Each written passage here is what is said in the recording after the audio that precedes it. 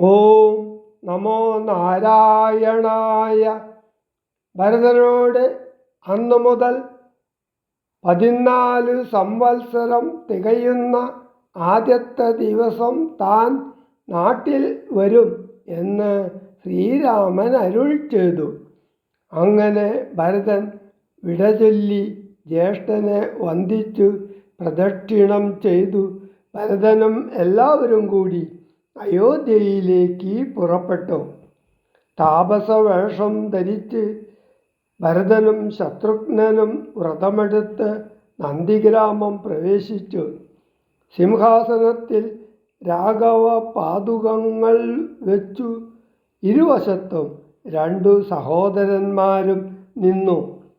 ചിത്രകൂടാചലത്തിൽ നിന്നു ദണ്ഡകാരണ്യത്തിലേക്ക് ശ്രീരാമൻ സീതാദേവിയോടും ലക്ഷ്മണനോടും കൂടി നടകൊള്ളുന്നു.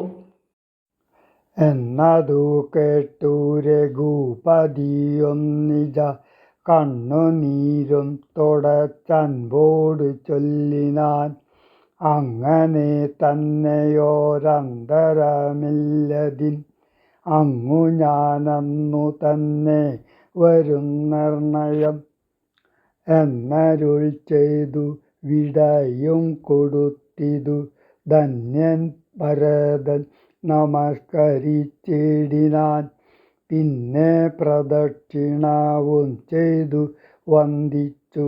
മന്ദതരം പുറപ്പെട്ടു ഭരതനും. മാതൃജനങ്ങളും മന്ത്രിവരന്മാരും ഭ്രാതാവുമാചാര്യനും മഹാസേനയും ശ്രീരാമദേവനെ ചേതസി ചേർത്തുകൊണ്ടാരൂഢമോദേന കൊണ്ടുപോയിടിനാർ. ശൃംഗിവേരാധിപനായ ഗുഹനെയും മംഗളവാച പറഞ്ഞയച്ചിടിനാൻ. മുമ്പിൽ നടന്നു ഗുഹൻ വഴി കാട്ടുവാൻ. പിമ്പെ പെരുമ്പടയും നടകൊണ്ടിതു. കൈകേയി താനും സുതാനുവാദം കൊണ്ടു ശോകമകന്നു നടന്നു മകനുമായി. ഗംഗ കടന്നു ഗുഹാനുവാദേന 4 അംഗപടയോടു കൂടെ കുമാരന്മാർ ചെന്നയോധ്യാപുരി പുക്കു. രഘുവരൻ തന്നെയും ചിന്തിച്ചനുദിനം ഭക്ത്യാ വിശുദ്ധ ബുദ്ധ്യാ പുരവാസികൾ നിത്യസുഖേന വസിച്ചിതെല്ലാവരും.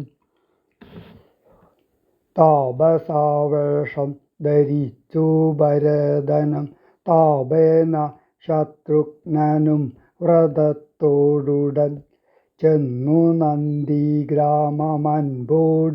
പുക്കിതു. വന്നിതാനന്ദം ജഗദ്വാസികൾക്കെല്ലാം.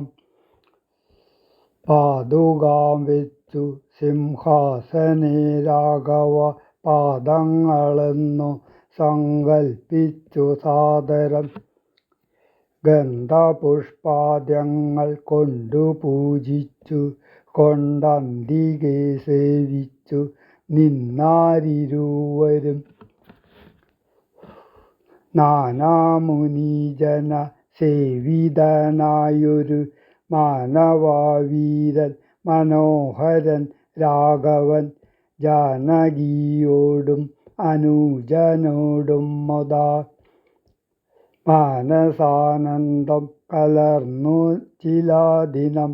ചിത്രകൂടാചലേ വാണോരനന്തരം ചിത്തെ നിരൂപിച്ചു കണ്ടു രഘുവരൻ മിത്രവർഗങ്ങളയോധ്യയിൽ നിന്നുവന്നെത്തുമിവിടെ ഇരുന്നാലിനിയുടൻ സത്വരം ദണ്ഡകാരണ്യത്തിനായിക്കൊണ്ടു ബദ്ധമോദം ഗമിച്ചിടുക വേണ്ടതും. ഇത്തം വിചാര്യ ധരിത്രീസുതയും അത്യുത്തമനായ സൗമിത്രിയുമായി തത്യാജ ചിത്രകൂടാചലം രാഘവൻ സത്യസന്ധൻ നടകൊണ്ടാൻ വനാന്തരേ.